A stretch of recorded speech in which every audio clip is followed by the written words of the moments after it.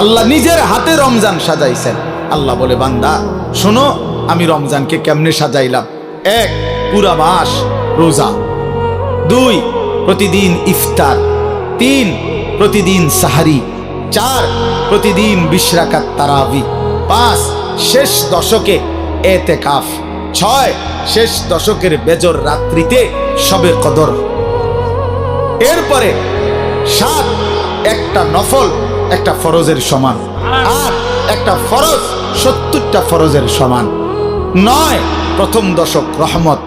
10, মাঝখানের দশক মাগফিরাত। 11, শেষ দশক জাহান্নাম থেকে মুক্তি।